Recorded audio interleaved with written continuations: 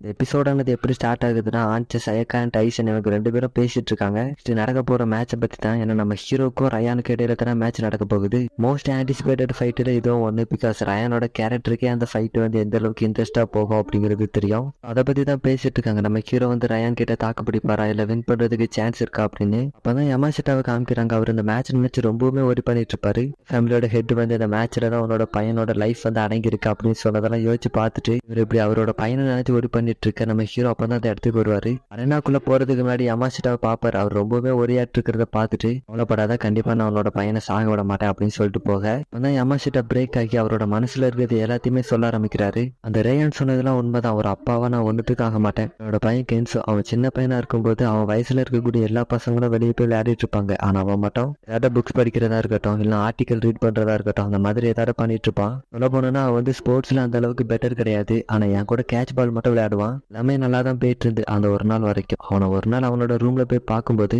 எலியோட செல்ஸை வச்சு ஒரு human brain உருவாக்குனதான் என்கிட்ட வந்து சொன்னான். இது வந்து என்னோட ரிசர்ச்சுக்கு தேவைப்படும். ஹியூமன்ஸ் வந்து இவால்வ் ஆகுறது முக்கியம் தானப்பா அப்படின்னு என்கிட்ட வந்து சொல்லும்போது, அவன் ஒரு விஷயத்த கண்டுபிடிச்சிருக்கான் அப்படிங்கும்போது அவனை பாராட்டுறதா அப்படிங்கிறது எனக்கு தெரியல. ஆனா அவன் கிட்ட இருந்து ஒரு பேட் ஃபீலிங் வந்ததை மட்டும் நான் உணர்ந்தேன். அவ்வளவுதான். அதுக்கப்புறம் நான் அவனை பார்க்கவே இல்லை. அவனும் வெளியே வரதை நுப்பாட்டிட்டான். நானும் ஒன்றும் கேட்கல. ஒரு மாதிரி வித்தியாசமா மாறிட்டு வரான் அப்படிங்கிறது மட்டும் எனக்கு தெரியுது. பட் ஒரு அப்பாவை எனக்கு என்ன பண்ணணும் அப்படிங்கிறதே தெரியல. அப்பதான் ஒரு விஷயம் நடந்துச்சு. அதுக்கப்புறம் என்னோட ஒய்ஃபை என்னை விட்டுட்டு போயிட்டா. என்னோட பையன் வீட்டுல இருந்த போதும் கூட ஒரு லோன்லியான லைஃப் தான் நான் வாழ்ந்துட்டு இருந்தேன். நான் மட்டும் ஒரு அப்பாவா அந்த இடத்துல ஒரு ஸ்ட்ராங்கான டிசிஷன் எடுத்திருந்தா என்னோட ஃபேமிலியோட லைஃப் வந்து இந்த மாதிரி ஆயிருக்காது அப்படின்னு சொல்லிட்டு ஹீரோவை பார்த்து, ஒரு அப்பாவா நான் தோத்து போயிருந்தாலும் என்னோட பையன் அவனை எப்படியாட்ட காப்பாத்துங்க அப்படின்னு நம்ம ஹீரோ கிட்ட சொல்ல, நம்ம ஹீரோ திருப்பி எந்த ஒரு வேர்ட்ஸுமே சொல்லல. பட் உள்ள போக ஆரம்பிக்கிறாரு. அப்படியே அந்த சீன் அங்க கட் பண்ண சயக்கா வந்து ரேயான் இன்ட்ரடியூஸ் பண்ண ஆரம்பிக்கிறாங்க. ரேயான் உள்ள வரும்போது நம்ம ஹீரோ கூட மேட்ச் போடுறதை நினைச்சா அவன் அந்த அளவுக்கு எதுவும் பெருசா எடுத்துக்கல. கேஷுவலா நடந்து வந்துட்டு இருப்பான். நெக்ஸ்ட் நம்ம ஹீரோவை இன்ட்ரடியூஸ் பண்ணும்போது அவருமே உள்ளார ஆரம்பிக்கிறாரு. ரேயான் நம்ம ஹீரோவை பார்த்ததும், தம்பி சாகிறதுக்கு ரெடி ஆயிட்டியா அப்படின்னு 2 பேரும் மாத்தி மாத்தி கலாச்சு பண்ணுங்க. இங்க நம்ம கூரே ஃபேமிலியோட ஹெட்டுக்கு வேற ஒரு கவலை. இந்த மேட்ச்ல வின் பண்றது, அதை தாண்டி அருராவை அவன் பக்கத்துல இழுத்ததுக்கு அவனை சாகடிக்காம விட்டுறாத ரேயான் அப்படின்னு இங்க புலம்பிட்டு இருக்க. அருராவை பார்த்தோன்னா அவன் எலினா கூட இருந்த மேட்சை பார்த்துட்டு இருப்பா. அவளுக்குமே கொஞ்சம் கவலையா இருக்கும், எப்படி நம்ம ஹீரோ வின் பண்ண போறாரு அப்படின்னு. பிகாஸ் ரேயன் எந்த அளவுக்கு ஸ்ட்ராங் அப்படிங்கிறது அவளுக்கும் தெரியும். சவடாவை பார்த்தனா அவன் ரேயனை பார்த்து கத்திட்டு இருப்பான். அவனோட ஃபேஸ் அப்பாடுறா, ஏதோ டொக்கிட்டாவே மேட்ச் ஸ்டார்ட் பண்ண உடனே முழுங்குற மாதிரி இருக்கிறான் அப்படின்னு சொல்லிட்டு இருக்க. எல்லாத்தையும் கேட்டுட்டு இருந்த லிகிட்ட ஒரு மாதிரி ஸ்கிரீனை பார்த்துட்டு இருப்பான். அப்பதான் ஃபியூச்சர் டாக்டர் இருக்காருல, லிகிட்ட கிட்ட அவன் தாங்குவானான்னு தெரியலையே அப்படின்னு சொல்ல, கிட்ட ஒரு கடுப்புல திரும்பி, என்ன நீங்க அவன் வின் பண்ணிக்கிட மாட்டான் அப்படின்னு சொல்றீங்களா அப்படின்னு சொல்லி கேட்க, சார் நீ வந்து தப்பா நினைச்சிட்டு இருக்கேன்னு நினைக்கிறேன். நான் வந்து யாரு வின் பண்ணுவா இல்ல யாரு லூஸ் பண்ணுவா அதை பத்தி நான் பேச வரல. அவன் வந்து அவனோட பாடி கிட்டே தாங்குவானா இல்ல தோத்துருவானா தெரியலன்னு சொல்லுவாரா. லிகிட்டோக்கு ஒன்றும் புரியல அவர் என்ன சொல்ல வராருன்னு. அதனால அதை அப்படியே கண்டுக்காம விட்டுட. அந்த சீன் அங்க அப்படியே கட் பண்ணிட்டு, சம்மந்தமே இல்லாம யமாஷிட்டாவோட வீட்டை சுத்தி போலீஸா இருக்கும். அங்க இருக்கிற மக்கள் எல்லாத்தையுமே அந்த போலீஸ்ல எவாக்குவேட் பண்ண சொல்லிட்டு இருப்பாங்க. இன்சோ வெளியே பாக்குறான். அவனுக்கு என்ன நடக்குது அப்படிங்கறதே புரியல. அப்பதான் அவனோட அப்பா கிட்ட இருந்து கால் வந்துகிட்டே இருக்குது. அந்த போலீஸ்காரர் ஒருத்தரோட கண்ணை பாத்துருவான். ஃபுல் பிளாக்கா இருக்கும். ஏதோ தப்பா இருக்கு அப்படின்னு அவன் யோசிக்கிறதுக்குள்ள அந்த வீட்டுக்கிட்ட ஒரு பாம்பு பிளாஸ்ட் ஆகும். தூரமா இருந்து கென்சோ ஒரு பொண்ணு நோட்டை விட்டுட்டு இருப்பால, அவளை காமிக்கிறாங்க. பிளான் எல்லாம் பெர்ஃபெக்டா போயிட்டு இருக்கு அப்படின்னு அந்த ரூமை பார்த்துட்டு இருக்க. புகையெல்லாம் விலக வீட்டை பார்த்தா ஒண்ணுமே ஆயிருக்காது. இவங்களுக்கு எல்லாம் அதிர்ச்சி தாங்கல.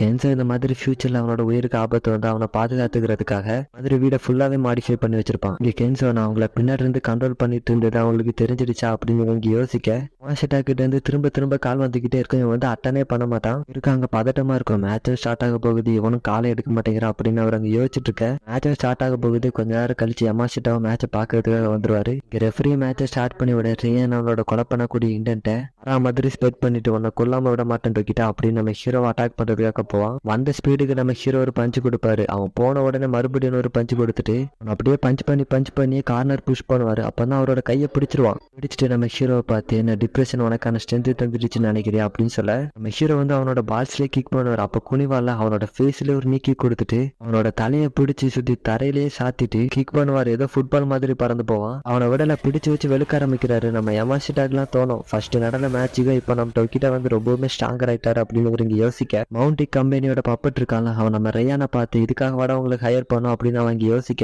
இவ்வளவு நேரம் நம்ம ஹீரோ பஞ்ச் பண்ணிட்டு இருந்தாருல, அவன் திருப்ப ஒரே ஒரு பஞ்ச் மட்டும் தான் பண்ணுவான். நம்ம ஹீரோ கீழே விழுந்துட, நம்ம ஹீரோவை பார்த்து, நீ ஏன் இப்ப இவ்வளவு எமோஷனலா நார்மலா சண்டை போட்டுட்டு இருக்க, அவெல்லாம் ஒண்ணுமே இல்ல, அவனை ஹாஸ்டேஜா பிடிச்சதுக்கா நீ எப்படி சண்டை போட்டுட்டு இருக்க அப்படின்னு சொல்லி கேட்கும்போது அடிஷனலா இதுவும் சொல்லுவான், நம்ம ஃபைட்டர்ஸ், நமக்கும் அதுக்கு சம்மந்தமே கிடையாது, நீ அதை பத்தி கவலைப்படாம சண்டை போடு, நான் உனக்கு உன்னால தொடவே முடியாத லைன் என்ன அப்படிங்கறத காமிக்கிறேன்னு சொல்ல அப்படியே அந்த சீனை கட் பண்ண நம்ம சேர்மன் பெருசையும் காமிக்கிறாங்க. அவர் கூட சேர்ந்து மேட்சை பாக்குறதுக்காக நம்ம தாய்லாந்து கிங்குன்னு வந்திருப்பாரு. அவர்கிட்டயுமே நம்ம கூரே ஃபேமிலியில பிறந்தவங்க எப்படி இருப்பாங்க, அவங்க எந்த அளவுக்கு ஸ்ட்ராங், அவங்க பிறந்ததுல இருந்தே மற்ற ஹியூமன்ஸ் மாதிரி இல்லாம வித்தியாசமா இருக்கிறது எல்லாத்தையுமே சொல்ல ஆரம்பிக்கிறாரு. இது எல்லாத்தையும் கேட்ட தாய்லாந்து கிங்குமே நீ சொல்றதெல்லாம் வச்சு பார்க்கும்போது அவங்க வந்து ஒரு லிவிங் வெப்பன், அவ்வளவுதான் எனக்கு தோணுது அப்படின்னு சொல்லி முடிச்சிருவாரு. இதே நம்ம ஹீரோவை பார்த்து ஏதோ ஒரு டெக்னிக் ஃபர்ஸ்ட் ரவுண்ட்ல யூஸ் பண்ணல, அதை என்கிட்டயே யூஸ் பண்ணு, இதை யூஸ் பண்ணாவது நீ கொஞ்ச நேரம் தாங்குவே இல்லை தப்புன்னு செத்துருவா அப்படின்னு சொல்ல நம்ம ஹீரோவா கனவுலாம் காணாதரா அப்படின்னு சொல்லிட்டு திருப்பி அடிக்க ஆரம்பிக்க பாதியிலே கேட்பான், உனக்கு காது கேட்குமா இல்லையா அப்படின்னு சொல்லி கேட்க நம்ம ஹீரோவோட ஃபேஸ்ல ஒரு பஞ்ச் பண்ணுவாரு. நெக்ஸ்ட் பஞ்ச் குடுக்கலான்னு வருவாரு. ஈஸியாக அவரோட கையை பிடிச்சிட்டு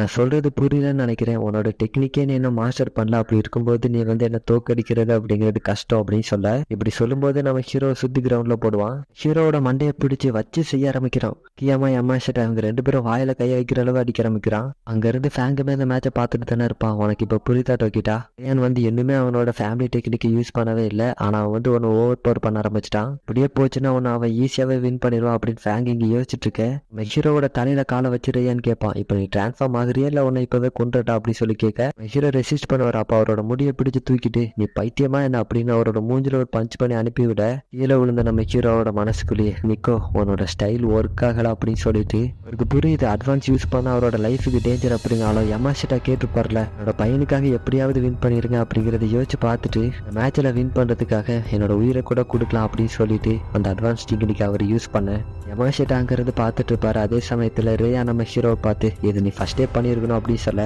இங்க இருந்து பஞ்சு வயிற்றுலேயே விழும். அதுக்கடுத்து போட்டு வெளுத்து வாங்க ஆரம்பிக்கிறாரு நம்ம ஹீரோ. அப்படி அடிச்சுக்கிட்டே இருக்கும்போது தான் திருப்பி ரேயான் பஞ்ச் பண்ணிடுவானா. நம்ம ஹீரோவை பார்த்து இவ்வளவுதான் உன்னால முடியுமா அப்படின்னு சொல்லிட்டு பஞ்ச் பண்ண நம்ம ஹீரோ அவனோட கையை பிடிச்சிட்டு என்ன தம்பி உன்னோட பஞ்செல்லாம் ஸ்லோவான மாதிரி இருக்கு அப்படின்னு சொல்லிட்டு பஞ்சு கிக்குன்னு கம்பேர் பண்ணி அடிக்க ஆரம்பிக்கிறாரு.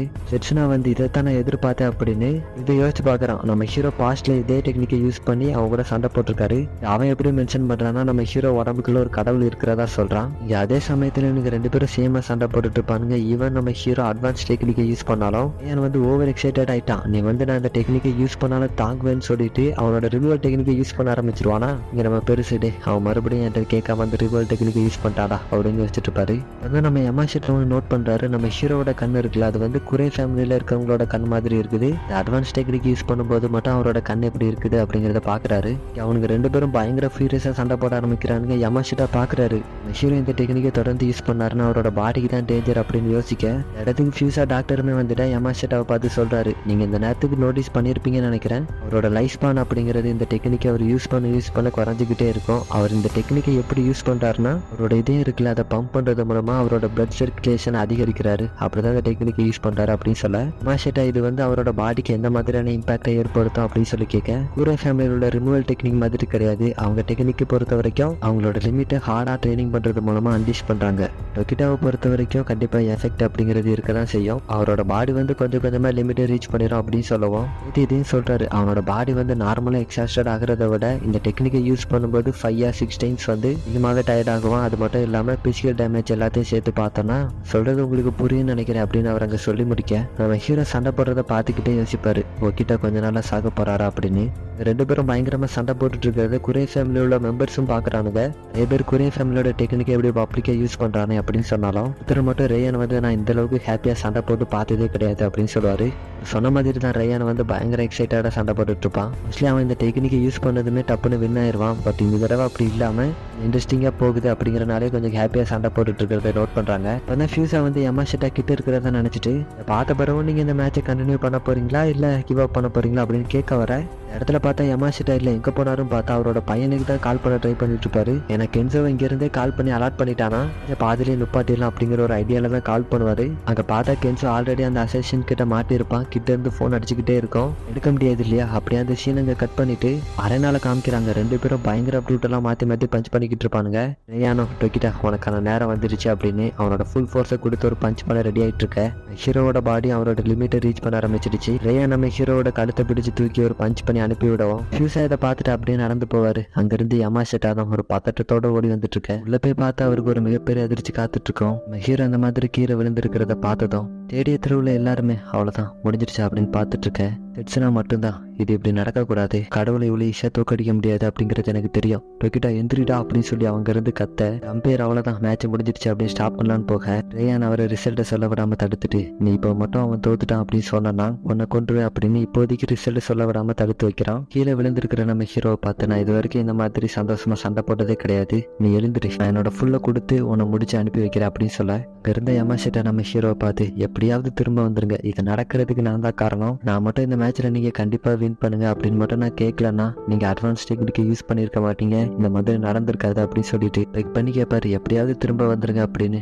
இது எல்லாத்தையும் நம்ம ஹீரோ வந்து அங்க இருந்து பார்த்துட்டு தான் இருப்பாரு. அப்பதான் அவருக்கு முன்னாடி நிக்கோ தோன்றாரு. அவர் நம்ம ஹீரோவை பார்த்து எவ்வளவு சொல்லியும் கடைசியில அட்வான்ஸ் டெக்னிக்கை யூஸ் பண்ணிட்டேன், இப்போ இப்படி கிடக்குற அப்படின்னு சொல்ல ஹீரோ வந்து என்ன இப்ப நிக்கோ ஸ்டைல யூஸ் பண்ண சொல்ல போறியா, அதை யூஸ் பண்ணி பார்த்துட்டு அது வந்து ஒன்றுத்துக்கும் ஆகாது அப்படின்னு சொல்ல தப்பா நினைச்சிட்டு இருக்கேன் அப்படின்னு நினைக்கிறேன். நிக்கோ ஸ்டைல் தான் இருக்கிறதுலே பெஸ்ட் அப்படிங்கிற அந்த வேடை கேட்டதான் நம்ம ஹீரோ நிக்கோவை பார்த்து நீ சொல்ற மாதிரி அப்படி பெஸ்டான ஸ்டைலா இருந்திருந்தா உனக்கு அந்த மாதிரி நடந்திருக்காது, யூஸ் பண்ணி என்னோட ஆப்னட்டை கூட என்னால தோக்கடிக்க முடியல அப்படின்னு சொல்லும்போது அப்பதான் நிக்கோ நம்ம ஹீரோவை பார்த்து அதனாலதான் அந்த டேஞ்சரான டெக்னிக்கை யூஸ் பண்ணியா, எனக்கு தெரியுது நீ வந்து கண்டிப்பா ஸ்ட்ராங்கர் ஆகணும் அப்படின்னு துடிச்சிட்டு இருக்க, பட் இந்த மாதிரி ஆகணும் அப்படிங்கிற அவசியம் கிடையாது, சொல்றது எதையுமே கேட்காம நம்ம ஹீரோ வந்து எதிர்மறையாவே பேசிட்டு இருக்க, சொல்றது நீ எப்பதான் புரிஞ்சுப்ப அப்படிங்கிறது எனக்கு தெரியல, நான் வந்து நிக்கோ ஸ்டைல ஒன்று அப்படியே எக்ஸாக்டா யூஸ் பண்ண அப்படின்னு நான் சொல்லவே இல்லை, உன்னோட ஓன் டாக்டிக்ஸ் உனக்குன்னு ஒரு ஸ்டைல் இருக்கும், அதை யூஸ் பண்ணி சண்டை போடு, உனக்கு தெரியும் இவ்வளவு தூரம் ஸ்ட்ரகிள் பண்ணிட்டு வந்தது நீ அப்படின்னு சொல்லிட்டு நிக்கோ அந்த இடத்த விட்டு போக அதான் அங்க இருந்து யமாஷிட்டா பேசுறதெல்லாம் இவரு கேக்குது. இங்க வந்து எந்த ஒரு சுச்சுவேஷனா இருந்தாலும் அதுல இருந்து பேக் வந்ததே கிடையாது,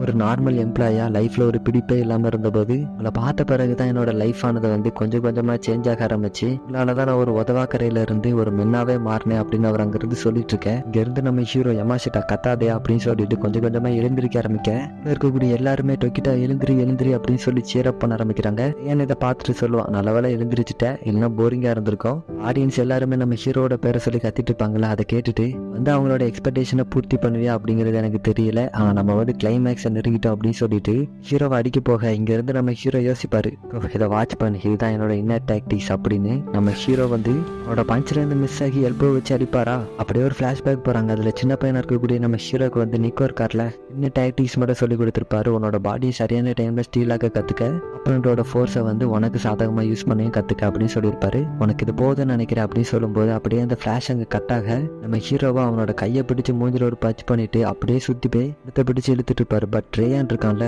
அவனோட நெக்ஸ்ட் ஸ்ட்ரென்த் இருக்குல்ல அதை யூஸ் பண்ணி நம்ம ஹீரோ கிட்ட இருந்து தப்பிச்சிருவான்.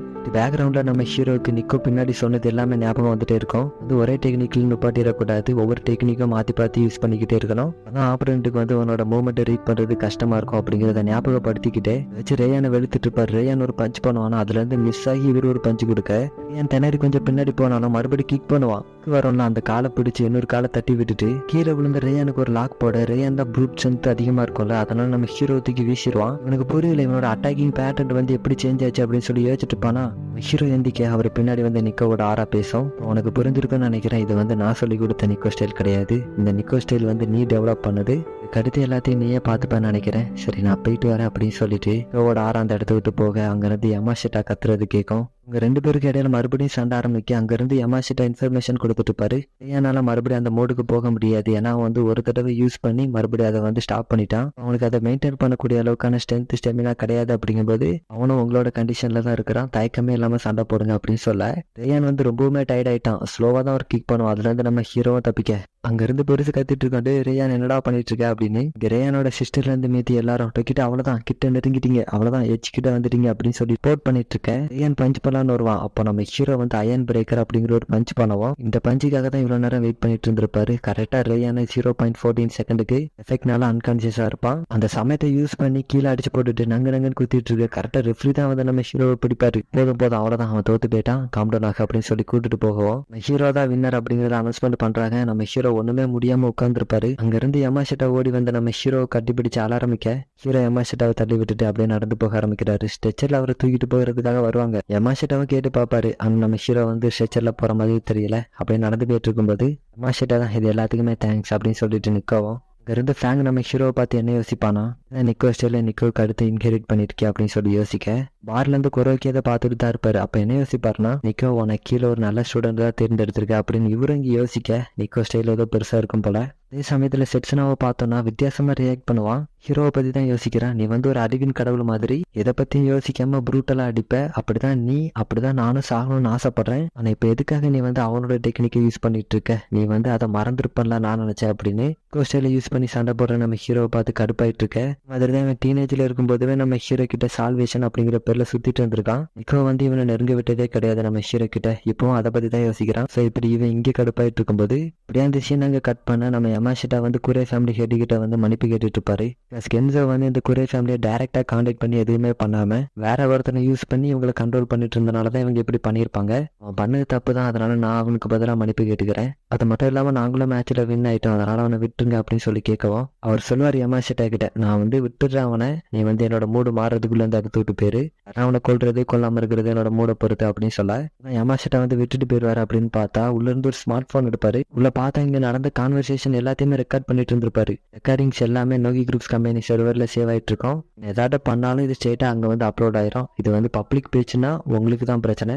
பப்ளிக்கை பத்தி நீங்க கவலைப்பட மாட்டீங்க, ஆனா கம்பெனிஷன் நடுவில் உங்களுக்கு பிரச்சனை வரதுக்கு வாய்ப்பு இருக்கு. ஏன்னா நீங்க வந்து ஒரு அசசின் ஃபேமிலியா இருக்கும்போது நீங்களே நம்பிக்கை மீறினீங்கன்னா உங்களை நம்பி யாருமே எந்த ஒரு டாஸ்க்குமே கொடுக்க முன் வர மாட்டாங்க. வெளியே வரணுமா வர வேண்டாமா அப்படிங்கிறது எல்லாம் உங்களோட கையில தான் இருக்கு அப்படின்னு சொல்லும்போது இவர் அப்படியும் ஒத்து வர மாட்டாரு. நான் உன்னை இப்பவே தடையும் இல்லாம முடிச்சு கட்டிட்டு என்னடா பண்ணுவா அப்படின்னு சொல்லிட்டு அவெல்லாம் என்ன ஒருத்தன்னு நினைச்சிட்டு உன்னோட லைஃபை ரிஸ்க் பண்ணி இங்க வந்திருக்க அப்படின்னு சொல்லி கேட்கவும் என்சோ டொக்கிட்டா இவங்க ரெண்டு பேருக்கும் ஒரு பிரச்சனைனாலும் ஒரு அப்பாவை நான் அந்த இடத்துல வந்து நிற்பேன், யாருன்னு பார்க்க மாட்டேன், குறை ஃபேமிலியா இருந்தாலும் சரி யாரா இருந்தாலும் வந்து அந்த இடத்துல நான் நிற்பேன் அப்படின்னு சொல்லுவோம். குரே ஃபேமிலியோட ஹெட்டை நம்ம யமாஷிட்டாவை பார்த்துட்டு குரே ஃபேமிலி ஹெட்டும் தம்பி உன்னோட வாய் ஒன்று சொல்லுது ஆனா உன்னோட கால் வேற ஒன்று சொல்லுதப்பா அப்படின்னு சொல்லி கேட்கும்போது இதெல்லாம் ஒன்றும் இல்லை, இது சும்மா ட்ரைனிங் அப்படின்னு சொல்லி சமாளிக்க பார்ப்பாரு. அப்பதான் ஃபேமிலி ஹெட் என்ன சொல்லுவார்னா, வந்து அவங்களை அப்பவே ரிலீஸ் பண்ண சொல்லிட்டேன், அவன்கிட்ட சும்மா தான் விளையாண்ட அப்படின்னு சொல்ல இந்த சீனுக்கு கட் பண்ணி கென்சோவை பார்த்தோன்னா அவர் ரிலீஸ் பண்ண ஆரம்பிச்சிட்டாங்க. அவர் சொன்ன மாதிரி தான் மேட்ச்ல வின் பண்ண உடனே ரிலீஸ் பண்ண சொல்லியிருக்காரு. ஆனா கென்சோக்கு இங்க என்ன நடக்குது அப்படிங்கிறதே புரியல. இந்தானுங்க கட்டி தூக்க பார்த்தானுங்க, மறுபடியும் கழிட்டு இருக்கானுங்க அப்படின்னு சொல்லி யோசிப்பானா.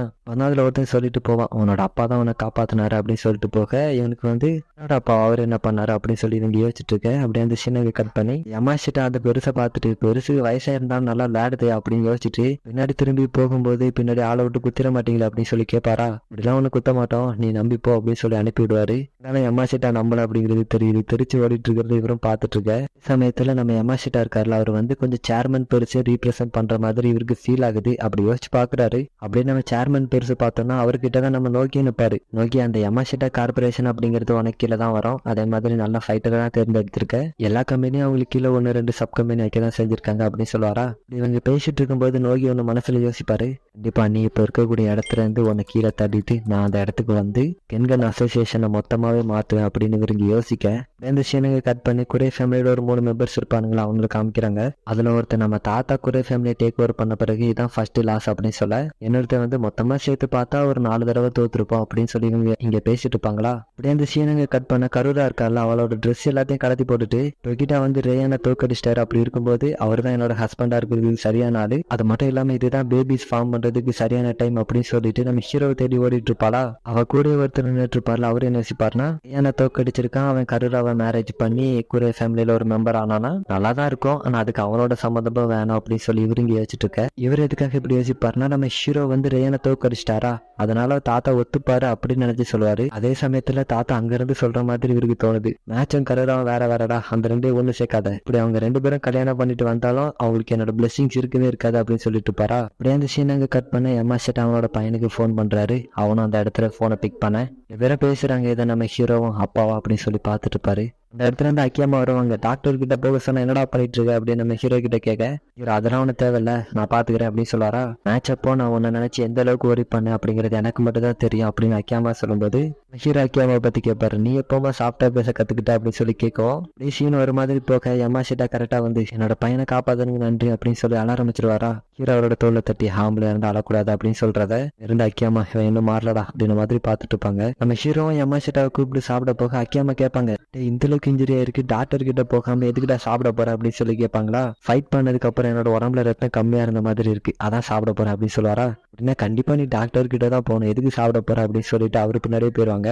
ஸோ நம்ம ஹீரோ இப்போதைக்கு கொஞ்சம் நல்லா இருக்கிறத பார்த்துட்டு சிரிச்சுட்டு போயிடுவாரு. நெக்ஸ்ட் யார் யாருக்கெல்லாம் அடுத்தடுத்து மேட்ச் இருக்கு அப்படிங்கிறத காமிக்கிறாங்க. அதோட இந்த எபிசோட் இந்த இடத்துல எண்ட் ஆகுது. ஸோ எப்படி இருந்துச்சு இந்த எபிசோட், நெக்ஸ்ட் அடுத்த சீசன்ல மீட் பண்றேன். So by.